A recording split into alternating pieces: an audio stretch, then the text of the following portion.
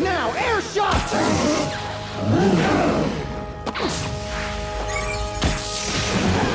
Summer is in full swing, and with it comes a whole new lineup of anime. The isekai and fantasy genres are particularly abundant this season, making it a challenge to sift through the countless piles of trash. So we've done the sorting for you and assembled a list of the best new shows you need to check out. Join us as we explore captivating worlds, follow unforgettable characters, and discover the hidden treasures that the new anime season has to offer. Number 10, Wistoria, Wand and Sword. In a world where magic crackles like popcorn and swords sing like lutes, resides Will Surfort. This determined dude has a massive dream to become a Magiavander, a top-tier magician who chills on top of the wizard's tower, holding the sky, because apparently the sun in this world is artificial. Problem is, magic avoids Will like a rogue sock in the dryer. Spells fizzle, potions explode, and familiars give him the side-eye, but Will's got grit. Then comes the regarded Magical Academy, a Hogwarts light where spells fly and students duel with textbooks. Will intends to earn credits. Will's journey isn't solo. He's bound by a promise to a childhood friend, a freaking Magiavander, and let's just say his friend isn't exactly waiting around for Prince Charming to catch up. Number 9, Suicide Squad Isekai. Forget your average isekai where some hapless dude gets trucked into a fantasy land. This time, it's a bit different. Why? Because the Suicide Squad just got isekai'd.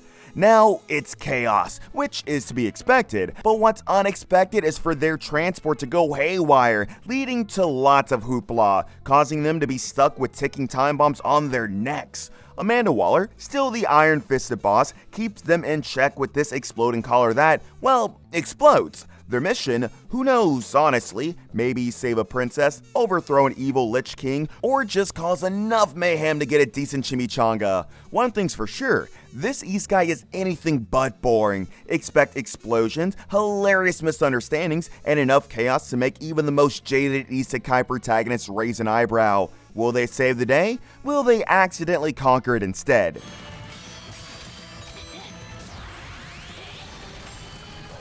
Number 8, No Longer Allowed in Another World.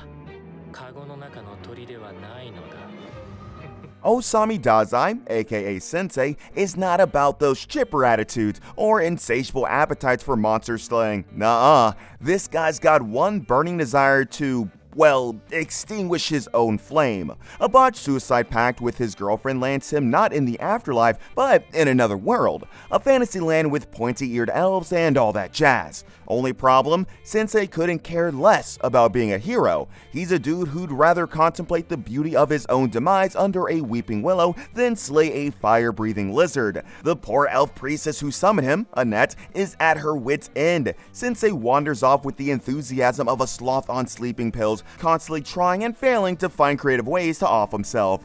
But fate, it seems, has a twisted sense of humor. Despite his best efforts, Sensei keeps getting tangled up in saving damsels and thwarting bad guys. It's like the universe is saying, hey buddy, you're stuck here, so deal with it. With poison? What is up with you? You were pretending to be weak, but you're actually pretty strong. Number 7, A Nobody's Way Up to an Exploration Hero.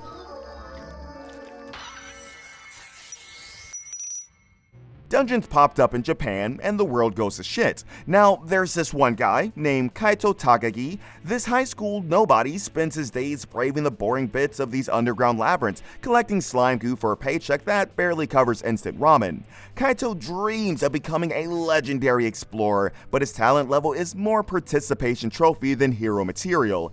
Fate says, nah man, and throws him a golden slime. After a surprisingly easy battle, Kaito snacks a super rare item, a card that summons mythical beings. He uses it, bam! Out pops Sylphie, a Valkyrie with beauty that could launch 1,000 ships, or at least get Kaito a date. Now, Kaito's got a chance to go from dungeon nobody to exploration hero. Let's face it, Kaito's not exactly smooth with the ladies, it's just a hilarious rise of a regular dude who just got lucky, and got a magical warrior maiden by his side. っと良い関係になりたいと思っているんだ。妹ですか？ Number 6, Failure Frame. I became the strongest and annihilated everything with low-level spells.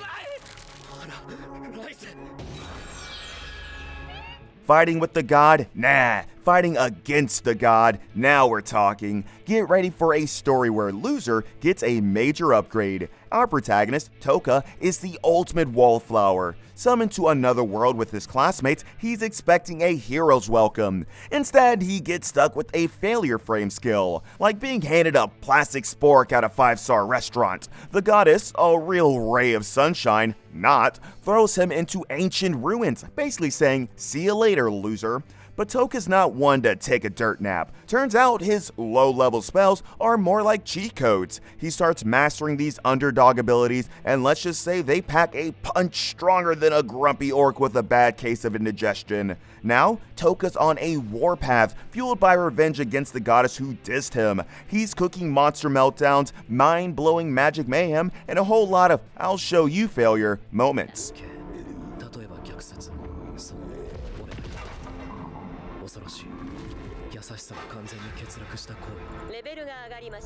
Number 5, I Parry Everything. Meet Nor, the king of parry.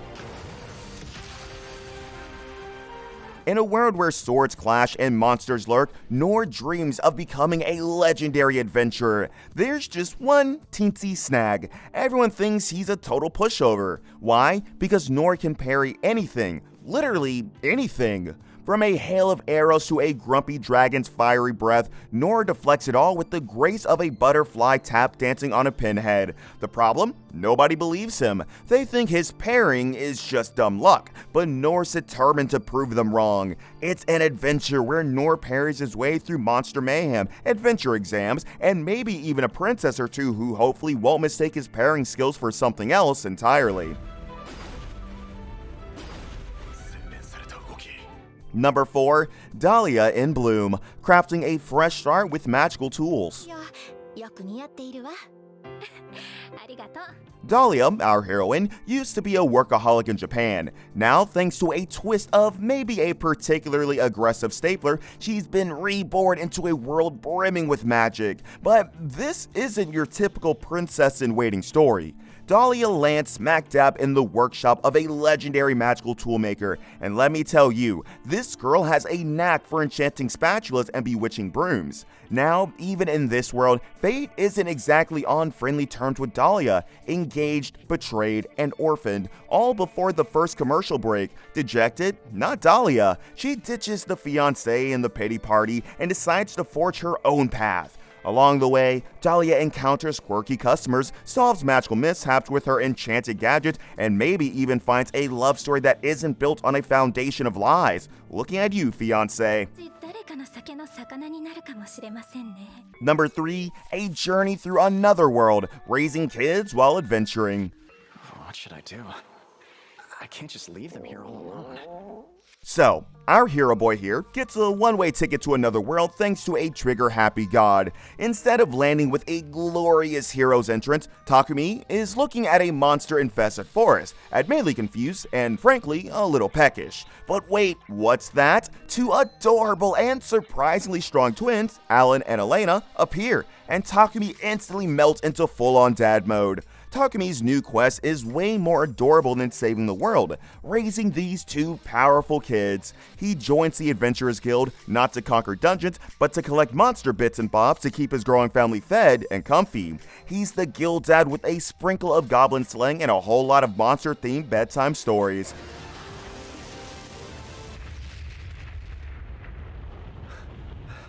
Number 2, why does nobody remember me in this world?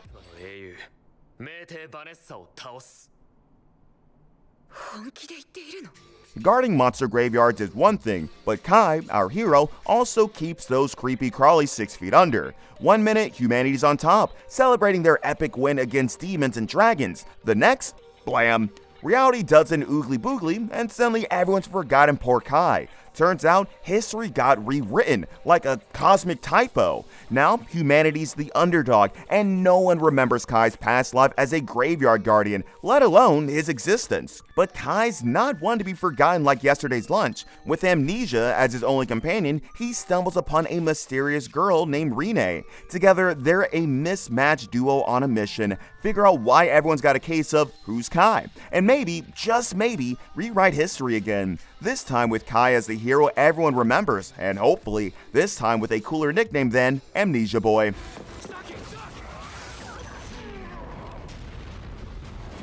Number 1. The Ossan Newbie adventurer, trained to death by the most powerful party, became invincible. Too many kids in this list? Rick Gladiator throws that trope out the window like a goblin he just roundhouse kicked. This ain't your typical coming-of-age story. Rick's a 30-year-old ex-salaryman who ditched a desk job to chase his adventurer dreams. Problem is, he starts at the bottom of the barrel, F-rank weak. But Rick's got the heart of a lion, and maybe the back of one too, after years hunched over a desk. Now, there's the Orichalcum Fist, the strongest party on the continent. These badasses take Rick under their wings and unleash a training program that would make Rocky Balboa weep. We're talking near-death experiences, monster massacres, and enough push-ups to shame a mountain. Rick gets trained to death, they say. Well, almost, because guess what? Dude becomes invincible. Now, Rick's a walking cheat code. He's an F rank with the power of an S rank, a walking paradox with the pension plan. So now, Rick uses his ridiculous strength to conquer dungeons, confuse comrades, and prove that age ain't nothing but a number, especially when that number can bench press a dragon.